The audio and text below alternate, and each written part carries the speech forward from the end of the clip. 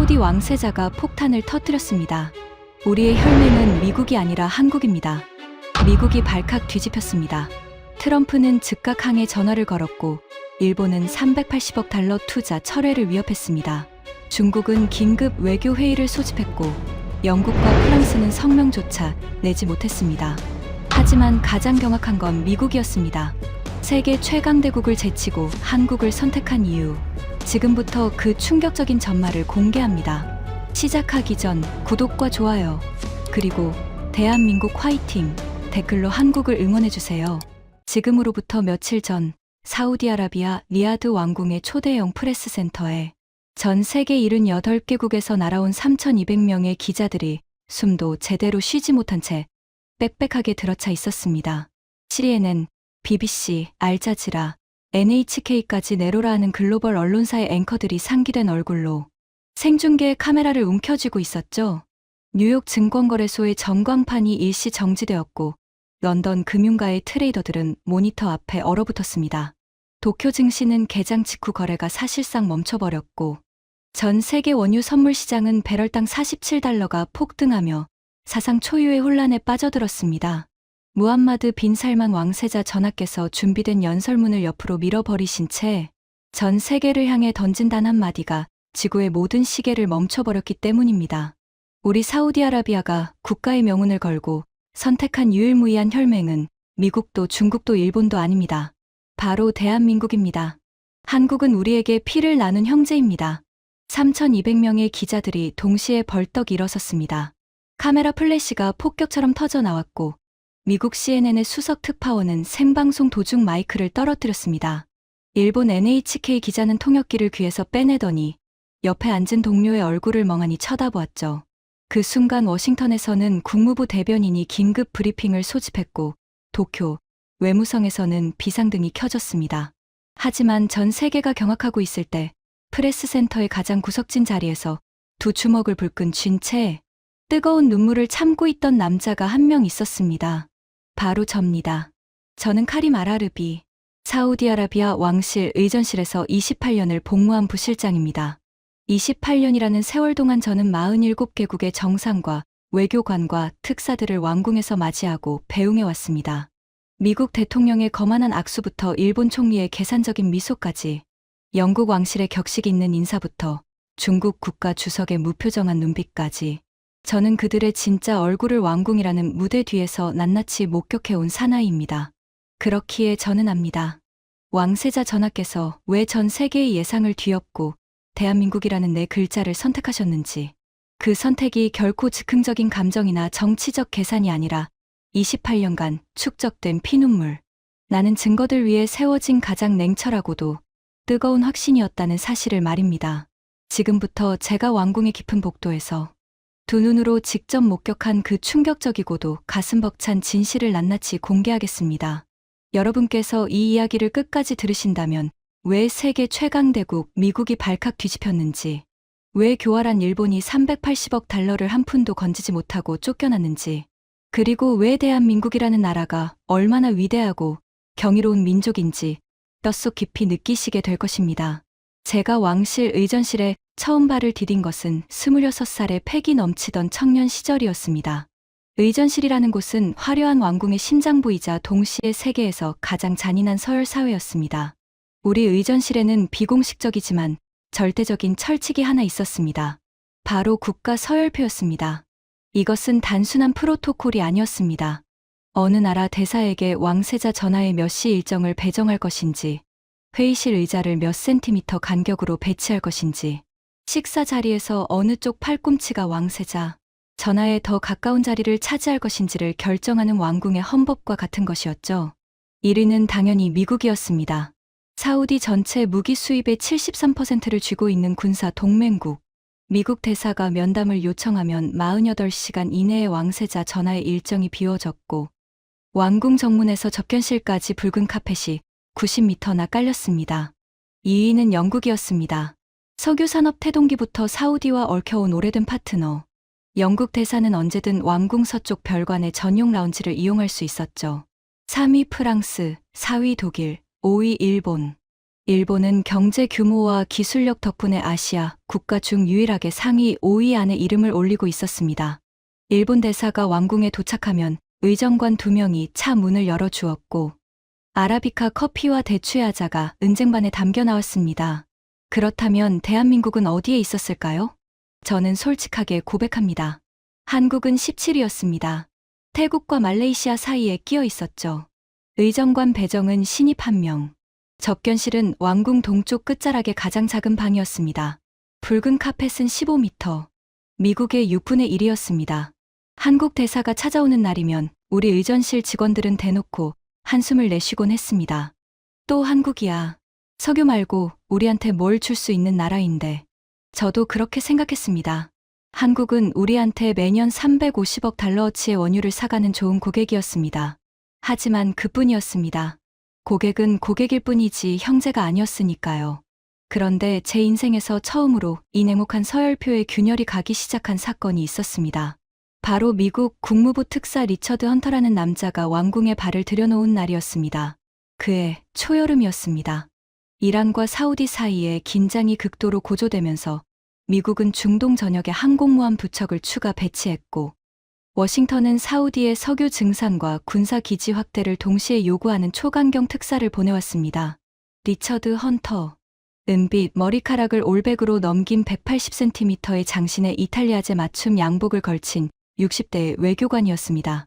하지만 그의 눈빛은 외교관이라기보다는 채무를 회수하러 온 사채업자에 더 가까웠습니다. 헌터 특사가 리야드 킹칼리드 국제공항에 전용기로 도착한 순간부터 저는 불길한 예감에 사로잡혔습니다. 보통 외국 특사는 차에서 내리면 영접 나온 의정관에게 먼저 악수를 청합니다. 그것이 최소한의 예의이자 외교의 기본이죠.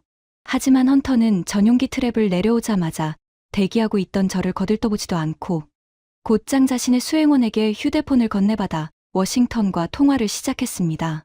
제가 내민 환영의 악수는 사막의 열기 속에서 허공을 움켜쥐었습니다. 왕궁으로 향하는 방탄 차량 안에서 헌터는 창밖의 리야드 시내를 흘끗 내려다보며 수행원에게 이렇게 말했습니다. 이 사막 한가운데 고층 빌딩을 세워놓으니까 꼴이 참 우습군. 오일머니가 없으면 여기는 그냥 모래밭이야.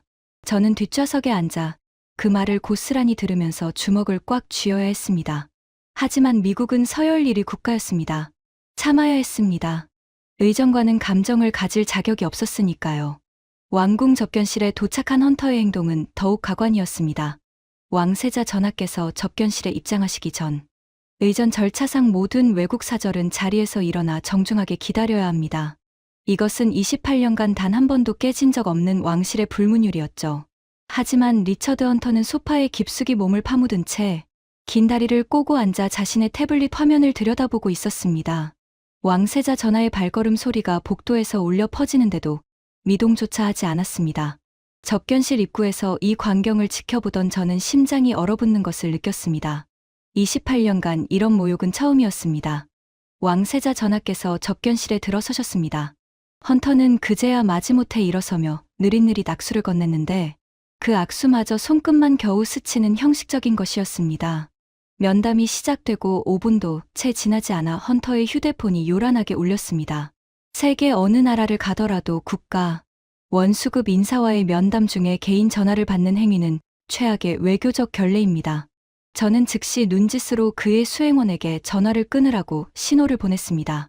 하지만 헌터는 오히려 왕세자 전하를 향해 검지를 세우며 이렇게 말했습니다. 잠깐, 워싱턴에서 온 전화야. 1분만. 왕세자 전하의 옆에 시립해 있던 왕실 수석 경호관의 눈빛이 순간적으로 번뜩였습니다. 접견실의 온도가 2도는 내려간 것 같았습니다. 왕세자 전하께서는 미간 하나 움직이지 않으신 채 묵묵히 기다리셨지만 저는 전하의 오른손 검지가 팔걸이를 미세하게 두드리는 것을 놓치지 않았습니다. 그것은 28년간 제가 체득한 전하의 분노 신호였습니다. 1분이라던 전하는 4분이나 이어졌습니다. 그 4분 동안 접견실의 공기는 사막의 한낮보다 뜨겁게 달궈지고 있었습니다. 전화를 끝낸 헌터는 사과 한마디 없이 곧장 본론을 꺼냈습니다. 전하, 본론만 말씀드리겠습니다. 미국은 사우디아라비아가 즉각 하루 150만 배럴의 석유 증산에 나설 것을 요구합니다. 그리고 동부 해안의 주바일 항구에 미 해군 제호함대의 추가 정박권을 허가해 주시길 바랍니다. 이것은 미국의 요청이 아니라 중동 안보를 위한 명령이라고 보시면 됩니다. 저는 귀를 의심했습니다. 독립주권국가의 최고 지도자 앞에서 명령이라는 단어를 사용하다니. 접견실에 배석한 사우디 외교부 차관의 얼굴이 벌겋게 달아올랐습니다. 왕세자 전하께서 잠시 침묵하신 뒤 무겁게 입을 여셨습니다. 헌터 특사, 사우디아라비아는 동맹국의 합리적인 요청에는 언제나 열린 자세로 임해왔소. 하지만 동맹이란 일방적인 명령과 복종의 관계가 아니오. 상호 존중이 전제되지 않는 동맹은 그저 식민 지배의 다른 이름일 뿐이오. 순간 헌터의 얼굴이 딱딱하게 굳었습니다. 자신의 요구가 거절당한 적이 별로 없는 사람의 표정이었죠. 그는 입꼬리를 비틀며 이렇게 쏘아붙였습니다. 전하, 감정적으로 나오실 필요 없습니다. 냉정하게 숫자를 봅시다. 사우디 전체 무기 수입의 73%가 미국산입니다. F-15 전투기 154대, 패트리엇 미사일 방어 체계, 이지스 구축함 기술 이전. 이 모든 것들의 유지보수 계약이 미국 손에 달려 있다는 뜻이죠. 우리가 부품 공급을 멈추면 사우디 공군은 2주 안에 활주로에 발이 묶입니다. 그래도 우리의 요청을 거절하시겠습니까? 그것은 외교적 대화가 아니었습니다. 노골적인 협박이었습니다. 접견실에 동석한 사우디 관료들의 얼굴에 치욕의 빛이 서렸습니다. 하지만 아무도 입을 열 수 없었습니다. 헌터가 내뱉은 73%라는 숫자는 부인할 수 없는 현실이었으니까요. 면담이 끝나고 헌터가 접견실을 나서는 순간 저는 그의 뒷모습을 바라보며 이를 악물었습니다.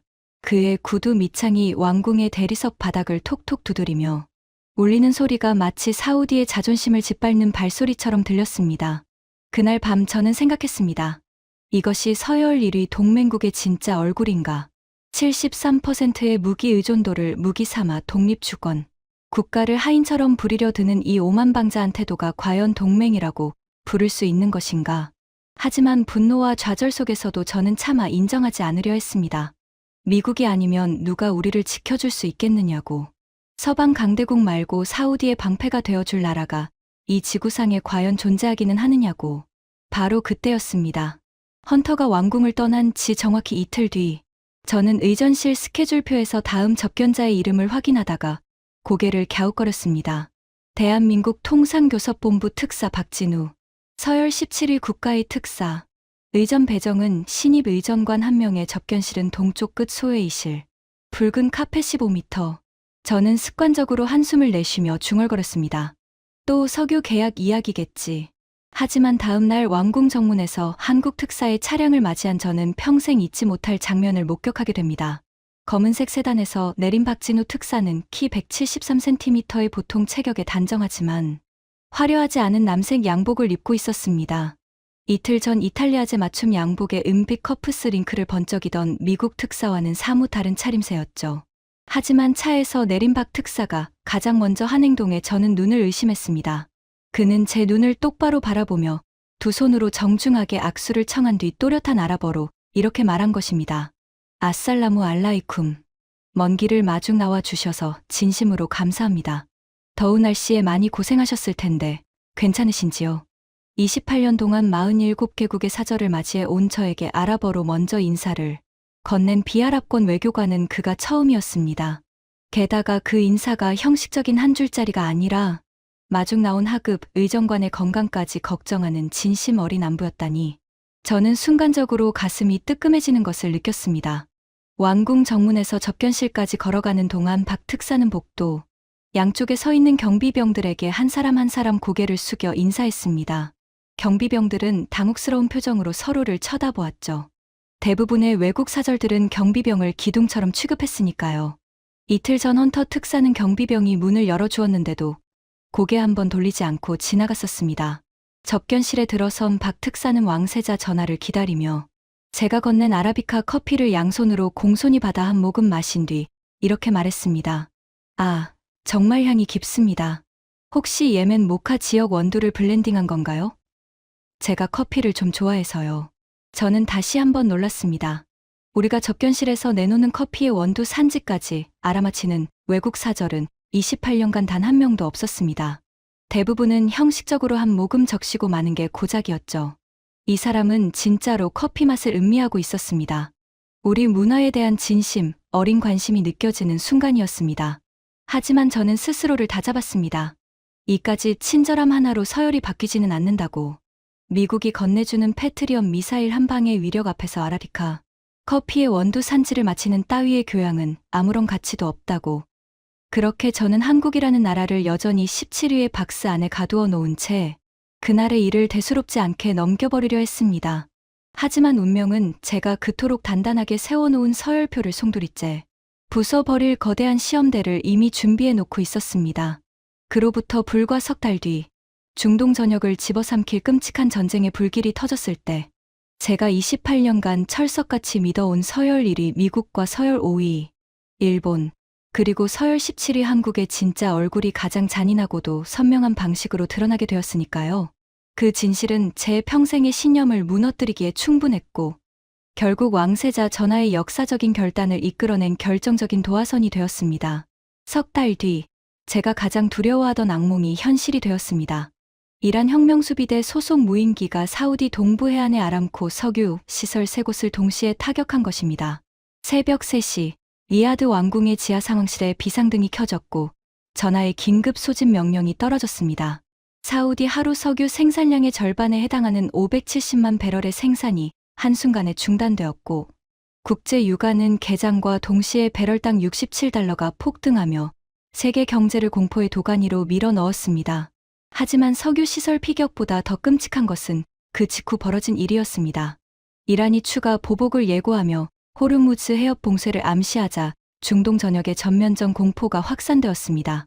리야드 시내에서는 방공 사이렌이 울렸고 시민들은 물과 식량을 사재기하기 위해 마트로 몰려들었습니다. 아이들을 품에 꼭 끌어안은 어머니들의 공포에 질린 눈동자가 텔레비전 화면을 가득 채웠습니다. 바로 그때 저는 의전실 상황판에서 도저히 믿을 수 없는 광경을 목격했습니다. 공습 발생 4시간 만에 영국 대사관이 자국민 긴급 철수를 시작했습니다. 서열 2위, 석유산업 태동기부터 우리와 함께 온 100년 혈맹이라던 영국이 가장 먼저 짐을 쌌습니다. 영국 대사는 왕궁에 전화 한 통만 남겼습니다. 본국 지시에 따라 대사관 직원 전원을 바레인으로 이동시킵니다. 상황이 안정되면 복귀하겠습니다. 그 전화를 받은 외교부 직원의 손이 부들부들 떨리고 있었습니다. 100년 동맹이 4시간 만에 증발해버린 것입니다. 6시간 뒤에는 프랑스 대사관이 철수했습니다. 9시간 뒤에는 독일 대사관이 문을 닫았습니다. 서열 3위, 4위 국가들이 마치 짝이라도 한 것처럼 줄줄이 빠져나갔습니다. 하지만 가장 치명적인 배신은 서열 1위로부터 왔습니다. 공습 발생 12시간 뒤 미국 대사관에서 날아온 공식 통보문의 내용은 이러했습니다. 미합 중국 국무부 지시에 의거하여 리야드 주재. 미국 대사관은 비필수 인원 전원 철수 및 잔류 인원에 대한 긴급 경비 태세로 전환합니다. 모든 비자 업무와 영사 서비스는 즉각 중단됩니다. 미국 시민권자의 안전이 최우선이며 사우디 현지 직원에 대한 안전 보장 의무는 미합 중국에 없음을 통보합니다. 저는 그 문서를 3번이나 다시 읽었습니다. 눈앞이 깜깜해졌습니다.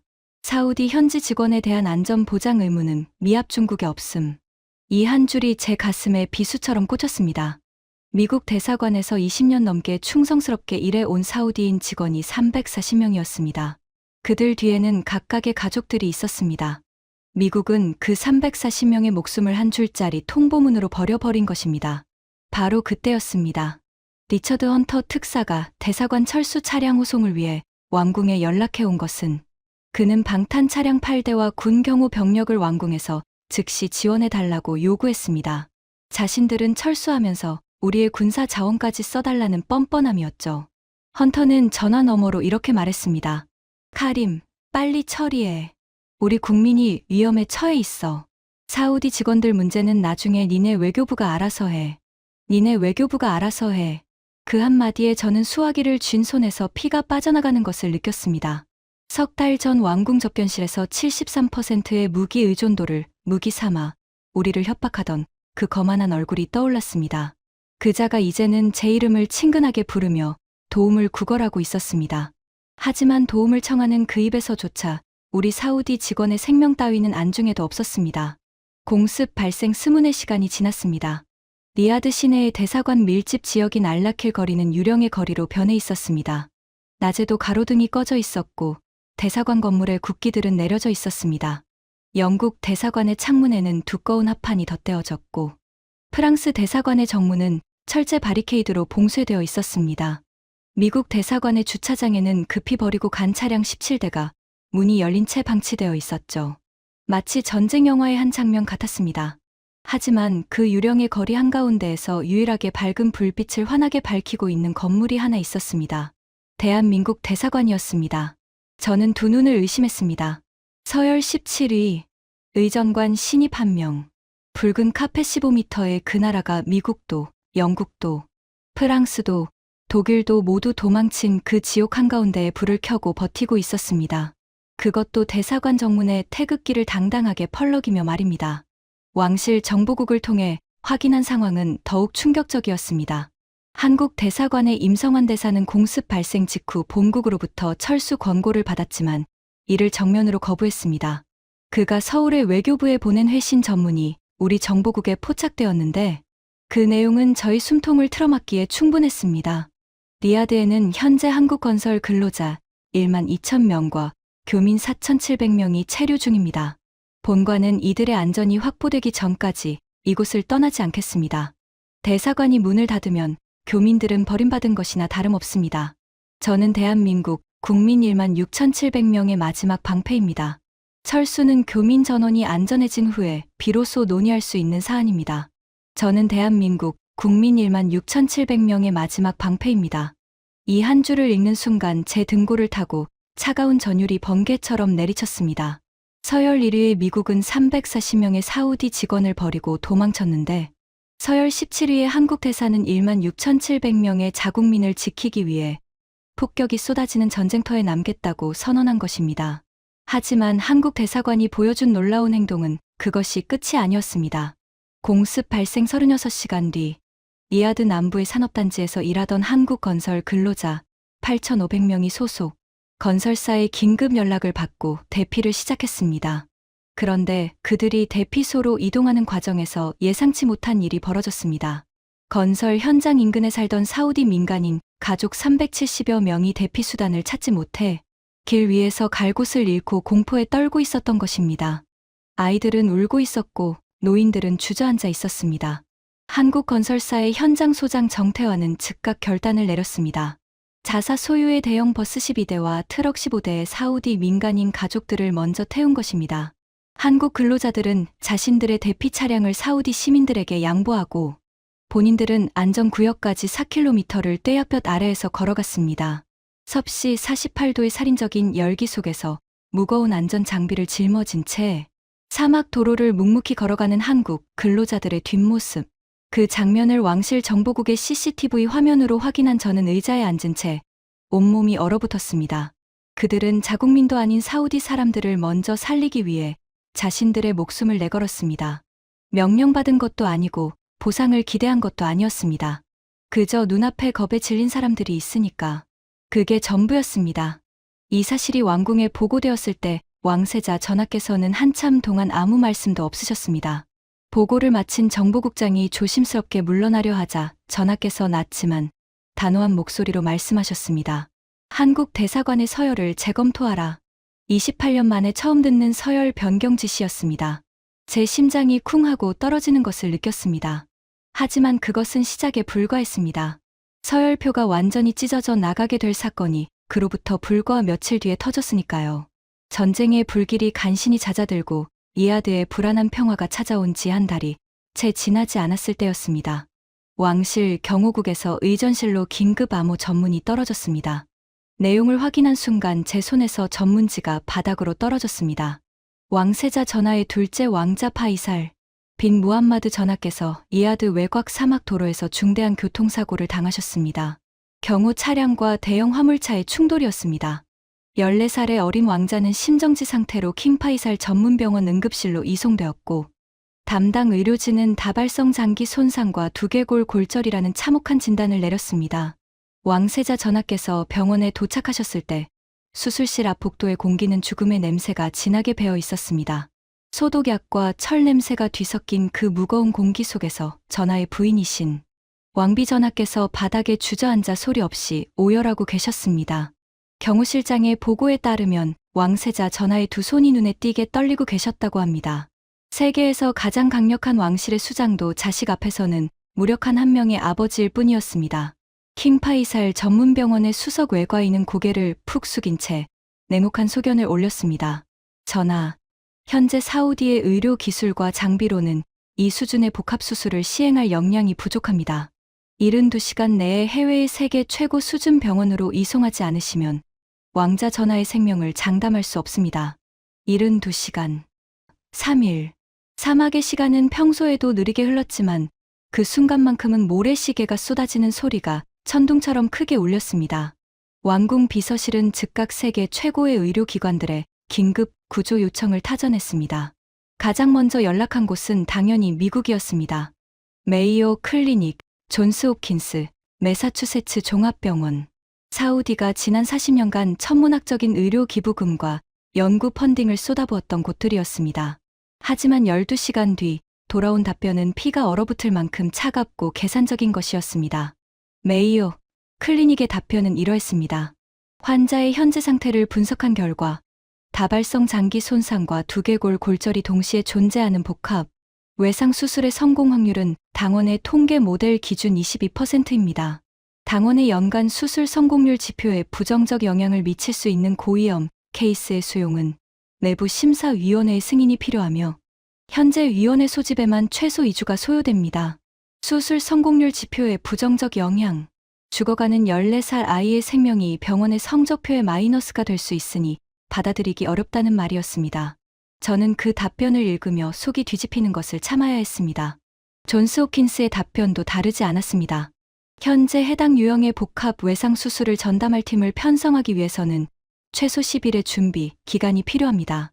또한 환자 이송 과정에서 발생할 수 있는 의료 사고에 대한 법적 면책, 조항 서명이 선행되어야 합니다. 독일 하이델베르크 대학병원은 아예 노골적이었습니다. 현재 당원의 외국인 환자 수용 쿼터가 이번 분기 한도에 도달하였습니다. 다음 분기 접수를 권장드립니다. 다음 분기. 3개월 뒤에 오라는 말이었습니다. 72시간 내에 수술하지 않으면 죽는 아이에게 3개월을 기다리라니. 세계 최고라 자부하는 서방의 의료 시스템은 14살 아이의 생명 앞에서 성공률과 쿼터와 법적 면책이라는 계산기만 두드리고 있었습니다. 왕궁에는 깊은 절망이 내려앉았습니다. 왕비 전하의 울음소리가 복도를 타고 흘러나왔고 왕세자 전하께서는 창밖을 응시한 채 미동도 않으셨습니다. 시간은 째깍째깍 잔인하게 흘러가고 있었습니다. 이미 18시간이 지나 있었습니다. 남은 시간은 54시간. 바로 그때 외교부 아시아국의 젊은 사무관이 숨을 헐떡이며 왕궁에 뛰어들어왔습니다. 그의 손에는 구겨진 팩스 용지 한 장이 들려 있었습니다. 전하, 한국에서 답이 왔습니다. 한국, 서열 17위. 의료 분야에서 한국을 떠올린 사람은 아무도 없었습니다. 외교부 아시아국장이 만에 하나의 가능성이라도 잡아보겠다며 독자적으로 서울대학교 병원에 긴급 연락을 취했던 것이었습니다. 솔직히 저를 포함해 왕궁의 그 누구도 한국에 기대를 걸고 있지 않았습니다. 하지만 팩스 용지의 내용을 읽은 순간 접견실에 있던 모든 사람의 시선이 그 구겨진 종이 한 장에 못 박혔습니다. 서울대학교 병원 외상외과 하정민 교수입니다. 전달받은 의료 기록을 방금 의료진 전원과 긴급 검토 완료했습니다. 수술은 가능합니다. 아니, 반드시 해내겠습니다. 성공률이 22%라고요? 그건 포기할 이유가 아니라 78%를 우리 손으로 채워야 할 이유입니다. 14살 아이의 목숨을 숫자로 재단하는 것은 의사가 할 일이 아닙니다. 저와 4명의 전문의 3명의 수술 간호사로 구성된 긴급 의료팀이 지금 이 시각 인천공항을 향해 출발합니다. 18시간 뒤 리야드에 도착합니다. 수술 준비를 부탁드립니다. 78%를 우리 손으로 채워야 할 이유. 이 한마디가 왕궁의 절망을 관통했습니다. 미국의 최고 병원들이 22%의 성공률을 핑계로 아이를 거부했을 때 한국의 의사는 그 22%를 포기의 근거가 아니라 도전의 이유로 뒤집어 버린 것입니다. 왕세자 전하께서 그 팩스를 직접 손에 들고 3번이나 다시 읽으셨습니다. 전하의 눈가가 미세하게 떨리는 것을 저는 놓치지 않았습니다. 전하께서 낮은 목소리로 말씀하셨습니다. 킹칼리드 공항에 전용 활주로를 비워라. 한국 의료진이 도착하는 즉시 왕실 경호 차량으로 병원까지 에스코트하라. 1초도 지체하지 말아라. 서열 17위 국가의 의료진에게 왕실 전용 활주로를 열어주라는 전례 없는 명령이었습니다. 정확히 17시간 42분 뒤 한국 의료팀을 태운 대한항공 특별기가 이아드 상공에 나타났습니다. 활주로의 바퀴가 닿기도 전에 왕실 경호 차량 3대가 대기하고 있었습니다. 비행기 문이 열리는 순간 가장 먼저 트랩을 내려온 사람은 하정민 교수였습니다. 흰 가운 위에 수술용 조끼를 걸치고 한 손에는 의료 장비 가방, 다른 손에는 환자의 CT 스캔 사진이 잔뜩 든 태블릿을 쥐고 있었습니다. 눈 밑에 짙은 다크서클이 내려앉아 있었지만 눈빛만큼은 레이저처럼 날카롭고 단호했습니다. 하 교수는 트랩을 내려오며 마중 나온 킹파이살 병원의 사우디 의료진에게 아랍어가 아닌 영어로 하지만 어떤 아랍어보다도 뜨거운 한마디를 던졌습니다. 아이가 지금 어디 있습니까? 바로 데려가 주십시오. 비행기 안에서 CT를 98번 봤습니다. 1분이 아깝습니다. 비행기 안에서 CT를 98번. 18시간의 비행 동안 그는 잠도 자지 않고 14살 왕자의 몸 구석구석을 머릿속에 완벽히 새겨넣고 있었던 것입니다. 공항에서 병원까지 20분 거리를 왕실 경호 차량이 사이렌을 울리며 질주하는 동안 하 교수는 뒷좌석에서 사우디 의료진에게 수술 계획을 또렷또렷 브리핑하고 있었습니다. 단 1초의 낭비도 허용하지 않는 그 처절한 집중력에 동승한 사우디 의사는 나중에 이렇게 증언했습니다. 18시간을 날아온 사람의 눈빛이 아니었어요. 마치 방금 가장 중요한 시험을 앞둔 학생처럼 번들번들 빛나고 있었습니다. 그 눈빛을 보는 순간 이 사람은 진짜 아이를 살릴 수 있겠구나 하는 직감이 들었어요. 병원에 도착한 하 교수는 수술복으로 갈아입기도 전에 중환자실로 달려가 파이살 왕자의 상태를 직접 확인했습니다. 산소호흡기에 의지해 가쁜 숨을 몰아쉬고 있는 14살 소년의 창백한 얼굴을 마주한 하 교수는 잠시 두 눈을 감았다가 다시 뜨더니 아이의 마른 손을 꽉 쥐었습니다. 한국어로 작게 한마디를 했는데 옆에 서 있던 한국인 간호사가 나중에 그 말을 통역해 주었습니다. 괜찮아. 이제 선생님이 왔으니까. 의학 용어도 통계 수치도 면책 조항도 아닌 그냥 따뜻한 한마디. 미국 병원들이 22%의 확률표를 들이밀며 문을 닫았을 때 한국 의사는 아이의 손을 잡고 괜찮다고 말해 주었습니다. 저는 중환자실 유리창 너머로 그 장면을 지켜보며 목 안쪽이 뜨겁게 타들어가는 것을 느꼈습니다. 수술은 14시간 동안 이어졌습니다. 왕궁 전체가 숨을 멈추고 기다렸습니다. 왕세자 전하께서는 수술실 바로 앞 대기실에서 한 번도 자리를 뜨지 않으셨습니다. 저도 복도의 차가운 벤치에 앉아 벽시계의 초침 소리를 세며 밤을 새웠습니다. 수술 8시간째 수술실에서 나온 보조 간호사가 상황을 전했습니다. 두개골 봉합 완료. 현재 복부 장기 손상 부위 수복 진행 중. 하 교수님이 물도 마시지 않고 계속 수술 중이십니다. 수술 12시간째. 또 한 번 보고가 왔습니다. 출혈량이 예상보다 많아 추가 수혈이 필요합니다. 한국 의료팀의 수술 간호사 김영주 씨가 자신의 혈액형이 일치한다며 직접 400cc를 헌혈하겠다고 자원했습니다. 자신의 피를 환자에게 수혈하겠다고 자원한 간호사. 이 이야기를 전해 들은 왕비 전하께서는 기도하던 두 손을 가슴에 모으고 소리 없이 눈물을 흘리셨습니다. 그리고 수술 시작 14시간 13분 만에 수술실의 붉은 등이 꺼졌습니다. 문이 열리고 수술복이 땀으로 흥건하게 젖은 하정민 교수가 걸어 나왔습니다. 마스크를 내린 그의 얼굴에는 극도의 피로와 함께 미세한 미소가 번지고 있었습니다. 전하, 수술은 성공적으로 끝났습니다. 왕자 전하는 완전히 의식을 회복하셨습니다. 한 달 정도 재활치료를 받으시면 뛰어놀 수 있게 될 겁니다. 그 순간 왕세자 전하께서 28년간 제가 한 번도 보지 못한 행동을 하셨습니다. 전하께서 하 교수에게 다가가시더니 두 팔로 그를 꼭 끌어안으신 것입니다. 사우디 왕실의 최고 수장이 외국인 의사를 포옹하는 것은 전례가 없는 일이었습니다. 전하의 어깨가 미세하게 떨리고 계셨습니다. 복도에 있던 왕실 관계자들, 경호원들, 그리고 저까지 모두가 그 자리에서 뜨거운 눈물을 쏟았습니다. 하지만 이야기는 여기서 끝이 아닙니다. 수술 후 한 달간의 회복 기간 동안 벌어진 일은 저희 한국에 대한 마지막 남은 편견까지 완전히 무너뜨렸습니다. 한국 의료팀의 수술 간호사 김영주 씨는 귀국하지 않았습니다. 왕자의 재활이 끝날 때까지 곁에 남겠다고 자원한 것이죠. 그녀는 매일 아침 파이살 왕자의 병실에 출근하여 재활 운동을 도왔고 아이가 병원 식사를 힘들어하자 직접 한국식 죽을 만들어 먹여주었습니다. 아이가 지루해하면 한국 만화를 보여주며 한국어 단어를 가르쳐 주었고, 밤마다 아이가 악몽에 시달리며 깨어날 때면 침대 옆에서 아이의 이마를 쓸어주며 밤을 새웠습니다. 퇴원하는 날, 파이살 왕자는 휠체어에서 스스로 일어나 김영주 간호사에게 뒤뚱뒤뚱 걸어갔습니다. 그리고 두 팔로 그녀를 꼭 끌어안으며 한 달 동안 몰래 연습한 한국어 한 마디를 말했습니다. 누나, 고마워요. 한국 좋아해요. 왕비 전하께서 그 모습을 보시고 하염없이 눈물을 흘리시며 김영주 간호사의 손을 양손으로 꼭 쥐셨습니다. 당신은 제 아들의 생명의 은인입니다. 이 은혜는 사우디 왕실이 존재하는 한 영원히 잊지 않겠습니다. 이 감동적인 이야기가 왕실 내부에서 조용히 전해지면서 한국에 대한 왕궁의 인식은 근본적으로 뒤바뀌기 시작했습니다. 하지만 진정한 시험대는 아직 남아 있었습니다. 감동과 은혜만으로는 국가 간의 서열이 바뀌지 않습니다. 진짜 서열이 뒤집히려면 가장 잔인하고 냉혹한 국제 정치의 전장에서 한국이 어떤 선택을 하는지가 증명되어야 했습니다. 그리고 그 증명의 순간은 가장 교활하고 비열한 상대로부터 찾아왔습니다. 바로 일본이었습니다. 파이살 왕자의 기적적인 회복이 왕실을 감동으로 물들이고 있을 무렵, 도쿄에서 한 통의 두꺼운 외교 서한이 리야드로 날아왔습니다. 일본 외무성의 공식 인장이 찍힌 그 문서를 처음 열어본 것은 외교부 동아시아국의 담당 사무관이었는데, 그는 내용을 확인한 직후 곧장 차관에게 달려갔고, 차관은 즉시 왕궁에 보고를 올렸습니다. 저는 의전실 부실장으로서 왕궁에 들어오는 모든 외교, 문서의 사본을 열람할 권한이 있었습니다. 그날 저녁 제 책상 위에 놓인 그 문서의 내용을 읽는 순간, 저는 눈을 의심하지 않을 수 없었습니다. 일본 정부의 요구는 이러했습니다.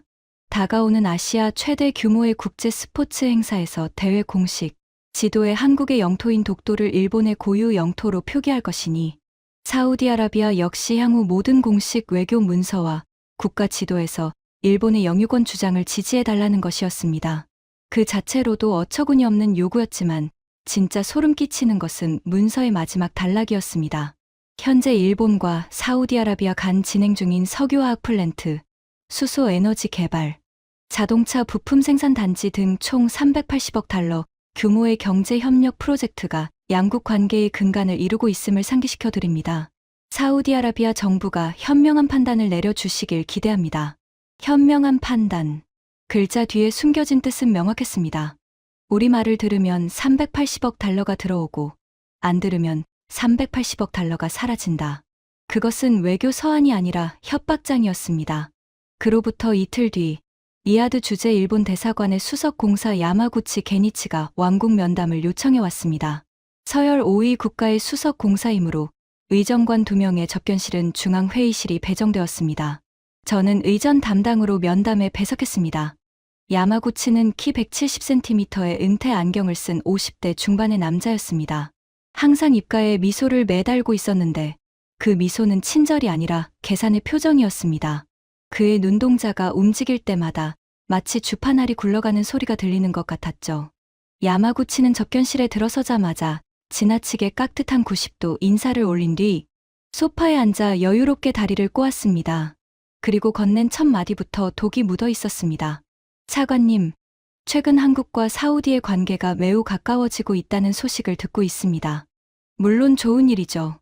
하지만 차관님도 아시다시피 한국은 일본에 비하면 경제 규모나 기술력에서 상당한 차이가 있습니다. 감정에 이끌려 전략적 판단을 흐리시면 안 되겠죠. 감정에 이끌려. 이 한마디에 저의 혈압이 순간적으로 치솟았습니다. 왕자의 생명을 살린 것이 감정이라면, 전쟁 속에서 대사관의 불을 끄지 않은 것이 감정이라면, 섭씨 48도의 사막에서 사우디 시민을 먼저 태운 것이 감정이라면, 그래, 그것은 감정이 맞았습니다. 하지만 380억 달러의 계산기보다 1000배 만배 더 가치 있는 감정이었습니다. 야마구치는 태블릿을 꺼내 화면을 보여주며 말을 이었습니다. 보시다시피 현재 일본은 사우디에 380억 달러 규모의 투자 프로젝트를 진행 중입니다. 석유화학 플랜트 120억 달러, 수소 에너지 합작 법인 95억 달러, 자동차 부품 생산 단지 87억 달러, 스마트 농업 기술 이전 78억 달러. 이 투자가 사우디 비전 2030에 얼마나 중요한지는 차관님이 더 잘 아시겠죠. 우리가 요청하는 것은 고작 바다 위의 작은 바위섬 하나에 대한 표기 문제일 뿐입니다. 380억 달러와 작은 바위섬. 어느 쪽이 더 무거운지는 굳이 저울에 올려보지 않아도 아시겠죠? 작은 바위섬. 야마구치는 한 나라의 신성한 영토를 작은 바위섬이라고 불렀습니다. 의자 뒤에 서 있던 저는 이를 악물었습니다. 한 나라의 영토를 돈으로 사겠다는 발상 자체가 얼마나 파렴치한 것인지. 이 사람은 모르는 걸까? 아니면 알면서도 상관없다고 생각하는 걸까? 하지만 더 충격적인 것은 야마구치가 자리에서 일어나며 던진 마지막 말이었습니다. 그는 문 앞에서 돌아서더니 미소는 유지한 채 눈빛만 차갑게 바꾸며 이렇게 말했습니다. 아, 참. 한 가지만 더 말씀드릴게요. 한국이 최근 사우디와 가까워지고 있다는 건 도쿄도 잘 알고 있습니다. 하지만 솔직히 말씀드려도 될까요? 한국은 겉은 번지르르 하지만 속이 없는 나라예요. 도와줄 때만 잠깐 나타났다가 진짜 돈이 오가는 테이블에서는 슬그머니 빠지죠. 사우디가 진짜로 의지할 수 있는 파트너는 우리 일본입니다. 역사가 증명하고 있지 않습니까? 겉은 번지르르 하지만 속이 없는 나라. 전쟁 한가운데서 사우디 시민을 자기 버스에 태우고 48도 사막을 걸어간 사람들을 속이 없다고. 22% 확률의 수술에 도전해서 14살 아이를 살려낸 의사를 겉만 번지르르 하다고. 저는 주먹을 꽉 쥐었습니다. 손톱이 손바닥에 박히는 통증이 느껴졌지만 그 통증보다 가슴 속에서 끓어오르는 분노가 훨씬 뜨거웠습니다. 야마구치가 왕궁을 떠난 뒤 사우디 외교부 내부에서는 격론이 벌어졌습니다. 현실론자들은 380억 달러라는 숫자 앞에 무릎을 꿇었습니다. 바위섬 하나 때문에 380억 달러를 날릴 수는 없지 않소. 독도가 뭔지 우리 국민 대부분은 알지도 못합니다. 조용히 일본 편을 들어주고 투자를 확보하는 게 국익에 부합합니다. 하지만 왕세자 전하의 반응은 달랐습니다. 야마구치의 면담 내용을 보고받은 전하께서는 한동안 침묵하신 뒤 제가 28년간 들어본 적 없는 차갑고 단호한 목소리로 말씀하셨습니다. 독도가 뭔지 조사하라. 왜 한국이 그 섬을 지키려 하는지, 그 섬이 한국에게 어떤 의미인지 상세한 보고서를 올려라. 이틀 뒤 올라간 보고서의 내용은 왕세자 전하를 분노하게 만들기에 충분했습니다. 독도는 과거 일본이 아시아를 무력으로 침략하던 제국주의 시대에 한국의 영토를 강제로 편입한 역사의 상징이었습니다. 약소국의 땅을 강대국이 힘으로 빼앗은 것. 그것은 팔레스타인 문제와 완벽하게 같은 구조였습니다. 전하께서 보고서를 읽으신 뒤 내리신 결단은 사우디 외교사에 영원히 기록될 것입니다. 380억 달러가 뭐 그리 대단한가. 돈으로 역사의 정의를 살 수 있다고 생각하는 자들과는 거래할 가치가 없다. 사우디아라비아는 약소국의 영토를 강대국이 힘으로 빼앗는 제국주의의 편에 설 수 없다. 일본의 모든 요구를 거부하라. 그리고 독도는 명백한 대한민국의 영토임을 공식 문서에 명기하라. 저는 그 명령을 받아 적으며 손이 떨렸습니다. 380억 달러를 날려버리는 결단. 그것은 미친 짓처럼 보일 수도 있었습니다. 하지만 전하의 눈빛에는 미동도 없었습니다.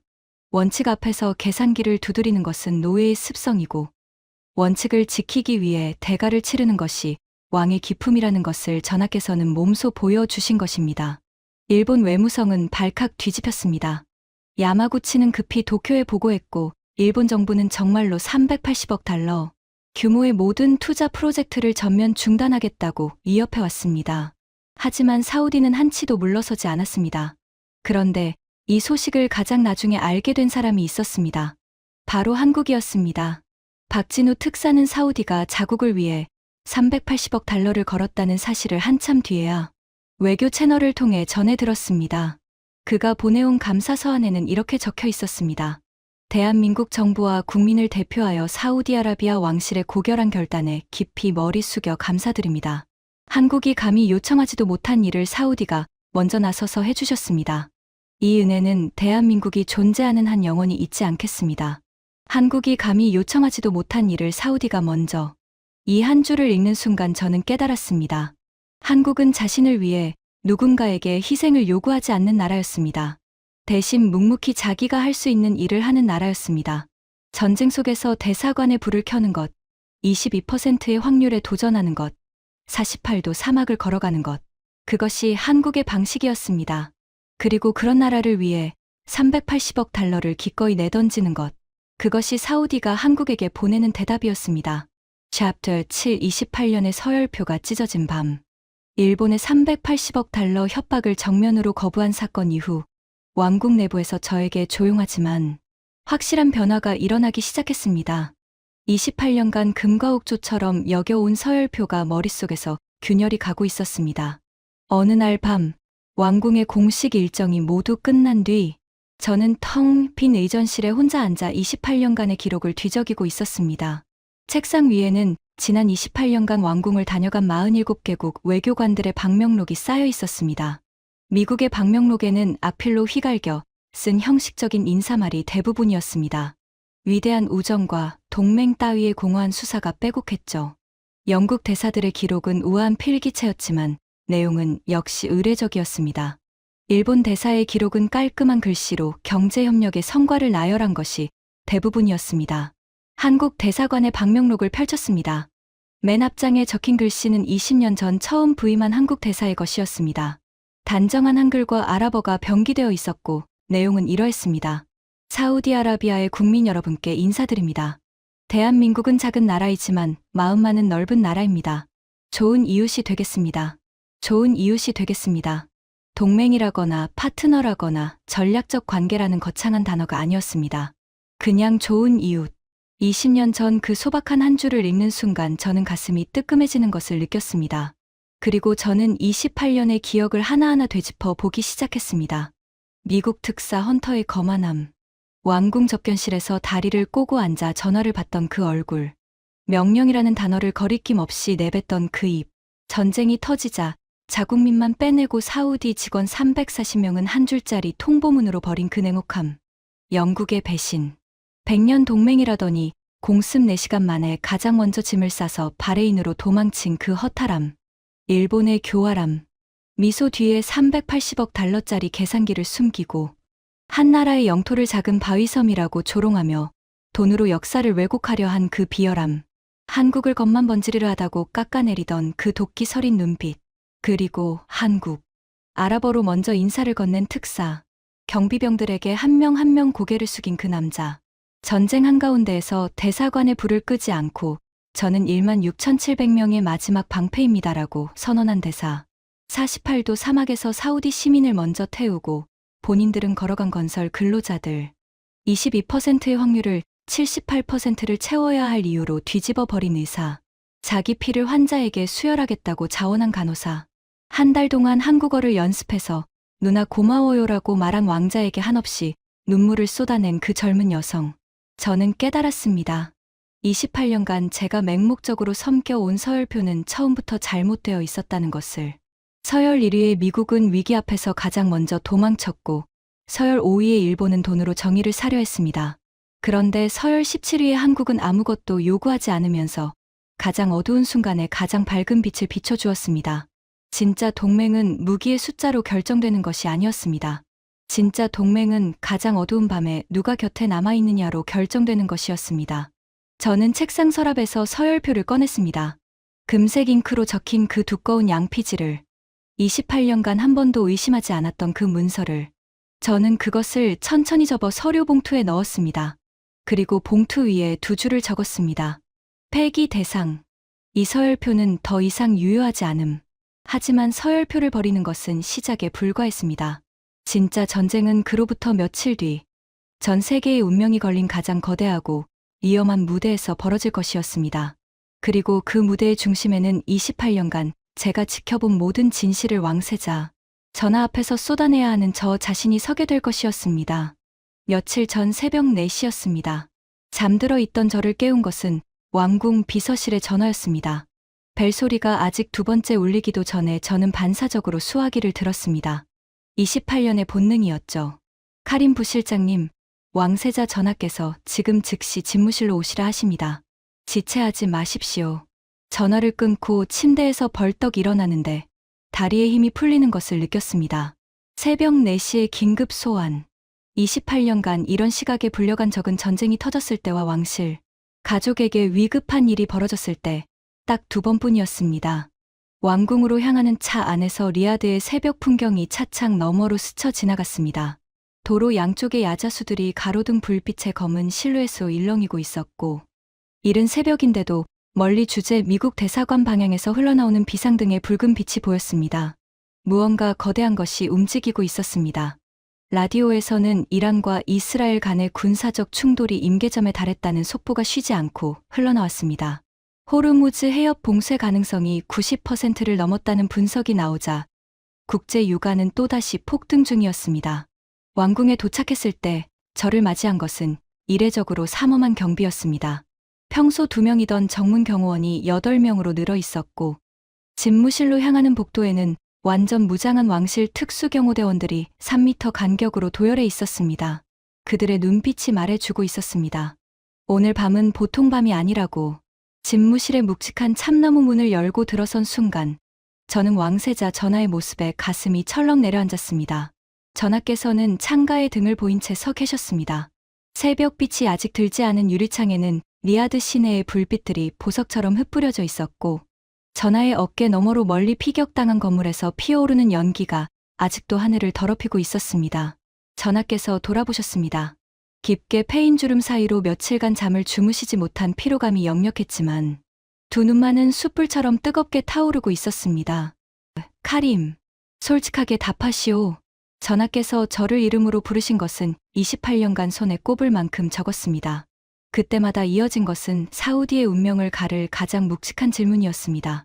지금 이 순간 워싱턴에서는 이란과의 전면전에 우리를 끌어들이려 윽박지르고 있고 도쿄에서는 경제적 보복을 암시하고 있소. 이 세상에 진정으로 우리의 등을 맡길 수 있는 나라가 단 한 곳이라도 존재한다고 생각하시오? 저는 목구멍이 뜨거워지는 것을 느끼며 자세를 바로잡았습니다. 그리고 28년간 왕궁의 복도에서 접견실에서 상황실에서 두 눈으로 목격하고 가슴에 새겨온 모든 진실을 쏟아내기 시작했습니다. 전하, 28년간 이 왕궁에서 47개국의 사절들을 맞이해 온 저는 이제 확신합니다. 그 나라가 있습니다. 저는 서열 1위 미국의 진짜 얼굴을 말씀드렸습니다. 왕궁 접견실에서 전하의 면전에 다리를 꼬고 앉아 전화를 받던 헌터의 오만함을, 명령이라는 단어를 독립주권 국가의 수장에게 서슴없이 내뱉던 그 뻔뻔함을, 전쟁이 터지자 340명의 사우디 직원에 대한 안전, 보장 의무는 미합 중국에 없음이라는 한 줄로 충성스러운 사람들을 버리고 도망친 그 배신을, 서열 2위 영국의 민낯을 말씀드렸습니다. 100년 동맹이라더니 공습 4시간 만에 가장 먼저 짐을 싸서 바레인으로 도망친 그 허탈한 뒷모습을, 서열 5위 일본의 교활함을 말씀드렸습니다. 380억 달러를 무기 삼아 한 나라의 영토를 작은 바위섬이라고 조롱하며 돈으로 역사의 정의를 사려 한 비열함을, 한국을 겉만 번지르르 하다고 깎아내리며 동맹 사이를 이간질하려 한 도끼를, 그리고 서열 17위 대한민국의 진짜 모습을 말씀드렸습니다. 아랍어로 먼저 인사를 건넨 특사를, 경비병 한 사람 한 사람에게 고개를 숙인 그 남자를, 전쟁 한가운데서 대사관의 불을 끄지 않고 저는 16,700명의 마지막 방패입니다라고 선언한 대사를, 48도 사막에서 사우디 시민을 먼저 태우고 본인들은 걸어간 건설 근로자 8,500명을 22%의 확률 앞에서 78%를 우리 손으로 채워야 할 이유라고 외치며 18시간을 날아온 의사를, 자기 피 400cc를 14살 왕자에게 수혈한 간호사를, 한 달간 한국어를 연습해서 누나 고마워요라고 말한 왕자의 얼굴을, 저는 말을 멈추지 못했습니다. 28년간 가슴속에 쌓여있던 것들이 거대한 댐이 무너지듯 쏟아져 나왔습니다. 말하는 동안 제 목소리는 여러 번 갈라졌고 눈가는 끊임없이 뜨거워졌습니다. 전하, 저는 28년간 서열표에 놓였습니다. 미국이 1위이고 영국이 2위이고 한국은 17이라는 종이 한 장에 갇혀 세상을 봐왔습니다. 하지만 그 서열표는 처음부터 틀렸습니다. 진짜 동맹은 무기의 숫자로 결정되는 것이 아닙니다. 가장 어두운 밤에 누가 곁에 남아있느냐. 그것이 진짜 서열입니다.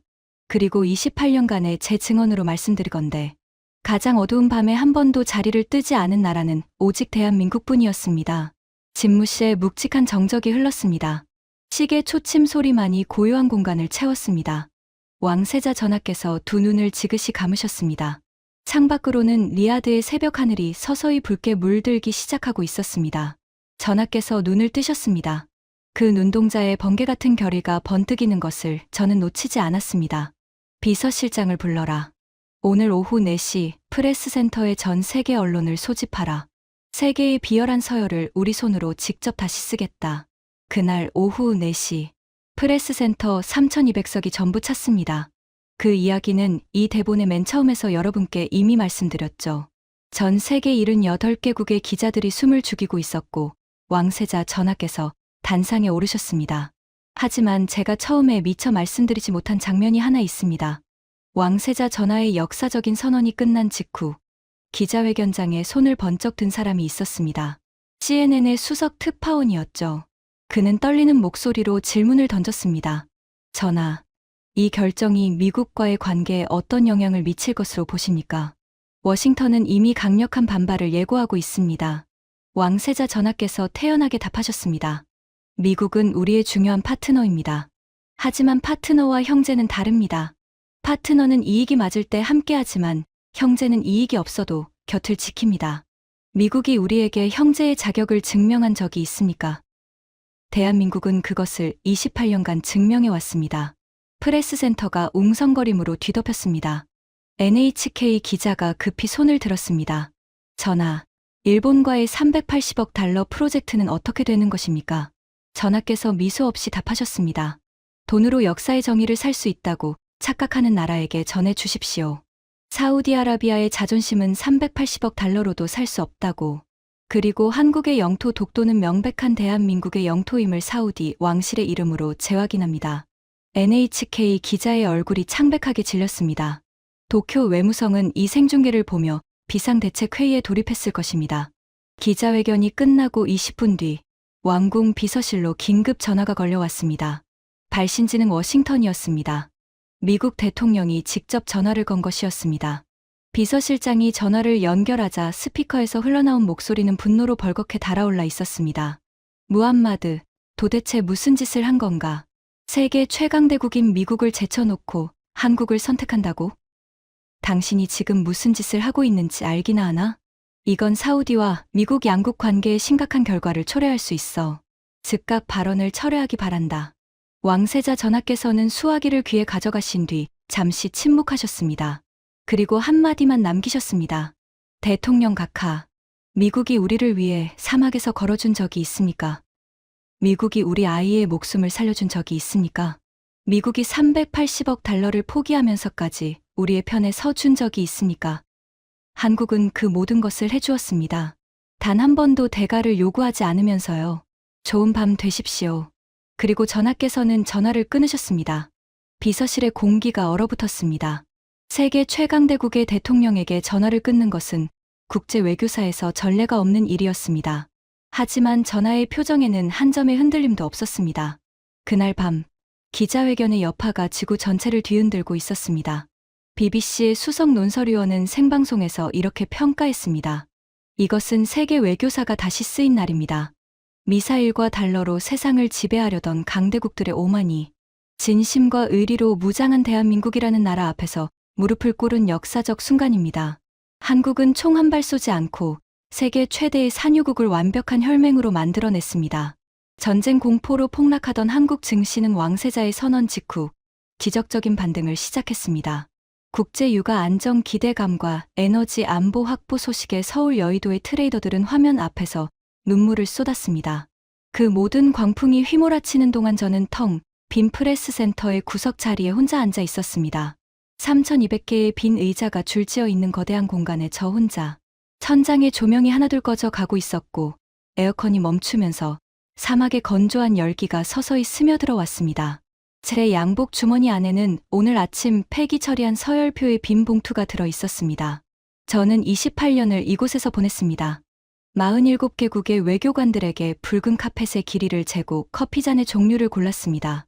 90m의 카펫을 밟는 자가 15m의 카펫을 밟는 자보다 위대하다고 믿었습니다.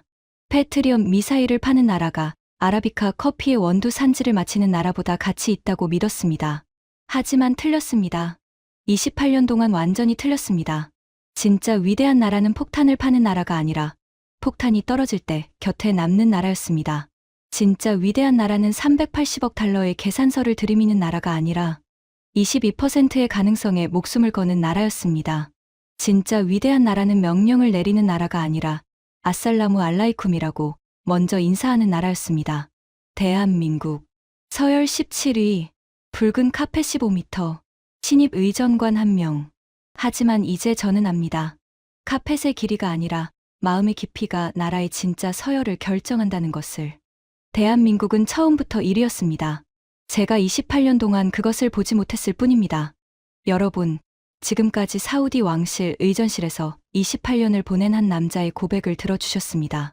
대한민국의 위대함은 GDP 순위표나 군사력 비교표에 있지 않습니다. 그것은 전쟁터에서 남의 나라 시민을 자기 버스에 태우는 건설, 근로자의 등에 18시간을 날아와 괜찮아라고 말해주는 의사의 손에, 자기 피를 남의 나라 아이에게 수혈하는 간호사의 팔뚝에 새겨져 있습니다. 모두가 안 된다고 했을 때, 모두가 도망쳤을 때, 모두가 계산기를 두드릴 때, 대한민국은 묵묵히 남았습니다. 그리고 마침내 세상의 서열을 바꿔놓았습니다. 이 이야기가 더 많은 분들에게 닿아야 한다고 생각하신다면 지금 이 영상을 주변에 공유해 주십시오. 여러분의 공유 한 번이 대한민국이 어떤 나라인지 세계에 알리는 가장 강력한 선언이 됩니다. 보시고 가슴이 뜨거워지셨다면 댓글에 자부심 3글자만 남겨주십시오. 우리는 그런 대우를 받을 자격이 차고 넘치는 위대한 나라입니다. 지금까지 사우디 왕실 의전실 부실장이 28년간 목격한 충격적인 진실이었습니다. 대한민국의 위대함이 더 많은 분들에게 닿을 수 있도록 이 이야기를 널리 공유해주세요. 여러분의 공유 한 번이 대한민국의 진짜 가치를 세계에 알리는 가장 강력한 선언이 됩니다. 구독과 좋아요도 부탁드립니다. 지금까지 터칭 스토리였습니다. 감사합니다.